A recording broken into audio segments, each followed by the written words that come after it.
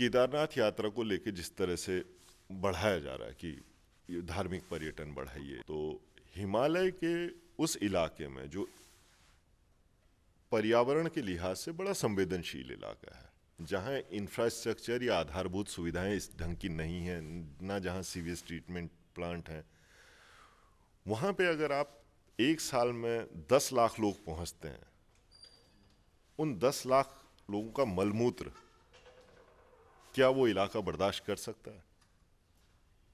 क्या आपकी पवित्रता की परिभाषा ये है? ये चीज कहीं ना कहीं, मैं ये नहीं कह रहा कि उसको बंद कर दीजिए लोगों को। अगर आप 10 लाख लोगों को लाना चाह रहे हैं तो फिर उन लोगों के लिए इंतजाम भी कीजिए। फिर आप ये नहीं कह सकते कि कोई बात ही नहीं, जैसे चल रहा है चलता रहेगा, लोग अपना अपना मैनेज करेंगे, होटल वाले अपना मैनेज करेंगे। और सब कुछ चल रहा है तो फिर स्टेट की जरूरत क्या है?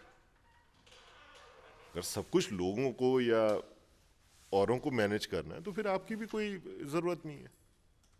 तो वो चीज कहीं ना कहीं स्टेट को अपनी रिस्पॉन्सिबिलिटी लेनी चाहिए।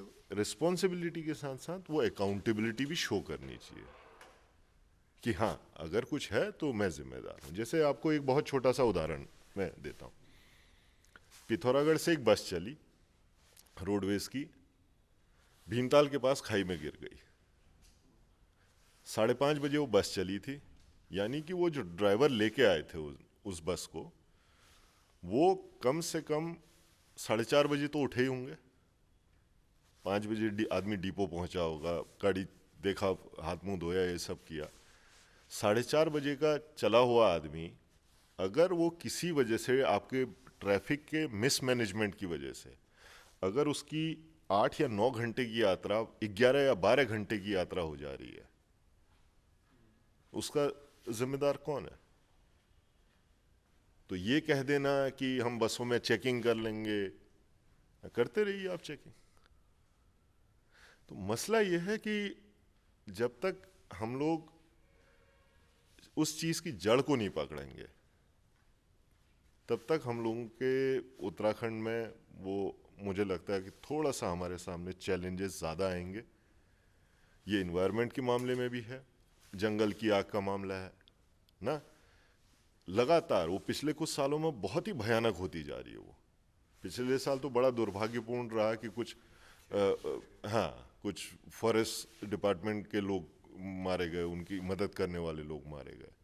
और फॉरेस्ट डिपार्टमेंट के लोगों से अगर आप बात करेंगे जो पहाड़ों में तैनात हैं, उस रेंज ऑफिसर्स में, उन लोगों की हालत खराब रहती है। उनके अंदर एक भय बैठ गया है। क्यों? क्योंकि उनको फरवरी से लेके मई जून तक का वनाग्नि से निपटना है। उसके बाद जुलाई अगस्त से बाग लगना शुरू हो जाएगा, गुलदार के हमले वाले मामले आ जाएंगे। उस नवंबर दिसंबर तक उनको यही डील करना है। उसके बाद उनको वृक्षारोपण करना बरसात में, लीसे का अलग काम है ना। अगर आप देखेंगे रेंज ऑफिसर्स क्या थे, रेंज ऑफिसर्स थे कि अंग्रेज जो थे, जब हम भारत ब्रिटिश काल उनके अंदर था, वो ये चाहते थे कि किसी इलाके की वन संपदा का भरपूर इस्तेमाल या दोहन कैसे किया जाए। उसके लिए उन्होंने रेंज ऑफिस बनाए। आज भी हम उन रेंज ऑफिसर्स की से वही काम करवा रहे हैं ना। तो तुम मत, वो क्या है, या तो आप उनको टूल्स दीजिए। अगर आग बुझाना, आप देखेंगे आग बुझाने के लिए झाप मारी जाती है। तो ये जब हम इन्वायरमेंटल पॉलिसीज की बात करते हैं, हमारे पास उत्तराखंड में जो प्राकृतिक जलधाराएं हैं या स्रोत हैं पानी के, वो सूख रहे हैं, हम सब जानते हैं, हर साल रिपोर्टें आ रही हैं।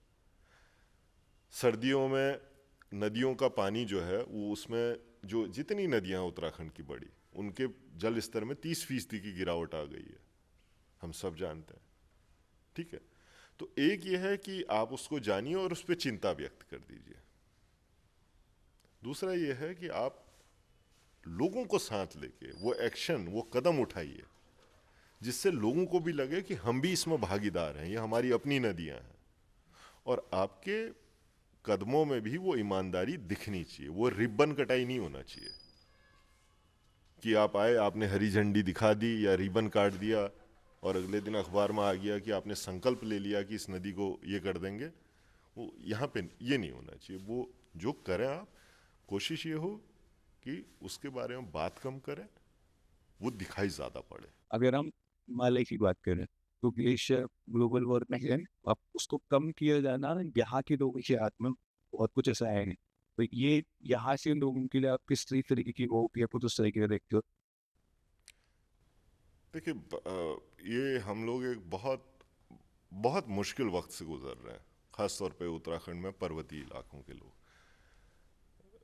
क्यों? क्योंकि जिस चीज़ के बिना धरती पे, धरती को बाकी ग्रहों से अगर कोई चीज़ अलग करती है वो पानी, और अब पानी के स्रोत ही सूख रहे हैं हमारे। पानी को, पानी हमें दो तरह से मिलता है पहाड़ों में मुख्य रूप से। एक है हिमालय, हिमालय के जरिए मिलता है, नदियों के जरिए। दूसरा है जंगलों से मिलता है। जंगल हमारे जल रहे हैं। जमीन के अंदर की जो भूजल धाराएं हैं, जो कहीं धारा फूटता है या जब कहीं नौला, वो हम अंधाधुंध तरीके से काट रहे हैं उसको। तो अगर पानी ही नहीं रहेगा तो आप क्या करेंगे बताइए? अगर आप पहाड़ों में पिछले कुछ सालों में देखें, स्पेशली पिछले 7-8 सालों में, आपको कई ऐसे मामले मिलेंगे जहां बंदर लोगों को काटने लगे हैं। पानी तो बंदर भी पिएगा ना। तो अगर उसको पानी नहीं मिलेगा, या बंदर आपसे, कोई एक ऐसी चीज हो जाए कि बंदर आपसे भूख को लेके या प्यास को लेके झगड़ने लगे, वो जानवर है, उसको एक ही चीज आती है, लड़ जाओ। लड़ने में वो काटेगा आपको, उसको और तो कुछ आता नहीं, गोली चलाना उसको आता नहीं, डंडा मारना आता नहीं, उसको काटना आता है, उसको नाखून लगाना और काटना आता है, वो वही करेगा। वही हो रहा है। तो चिंता की हमारे लिए बात यही है कि पानी एक बहुत इंपॉर्टेंट चीज़ है, और पानी को कैसे बचाएं, ये पानी हमारे पास कैसे रहेगा जब हिमालय में बर्फ़ नहीं रहेगी, जलवायु गर्म हो जाएगी, पानी हमें कैसे मिलेगा, ये हमें सोचना होगा। पानी का बहुत बड़ा जो एक भंडार है वो जंगलों से आता है, जंगलों से आता है, और उन जंगलों को हमें आग से बचाना होगा। और उन जंगलों को आग से बचाने के लिए आप रेंज ऑफिस के 7 या 8 कर्मचारियों के भरोसे आप पूरे इलाके के, उस पूरी रेंज के जंगलों को नहीं बचा सकते हैं। और ना वो देहरादून से कोई बड़ा अधिकारी कह दे कि हम मॉनिटरिंग कर रहे हैं, इससे आप बचा सकते हैं। तकनीक का आपको इस्तेमाल करना होगा, लेकिन आपको लोगों को भी साथ लाना होगा। आपको उनको ये भी बताना होगा कि ये जंगल सिर्फ फॉरेस्ट डिपार्टमेंट के नहीं है, उनके अपने भी जंगल हैं। और ये सिर्फ बयान में नहीं होना चाहिए, ये एक्शन में भी होना चाहिए। तो जब तक ये सब नहीं होगा तो बहुत हमें, एक तरह से कहें ना, ओवरहॉलिंग की ज़रूरत है, ओवरहॉलिंग की ज़रूरत है। और इन सारी चीज़ों को कहीं ना कहीं प्राथमिक शिक्षा में या स्कूल कक्षा 8 तक की शिक्षा में लाने की ज़रूरत है।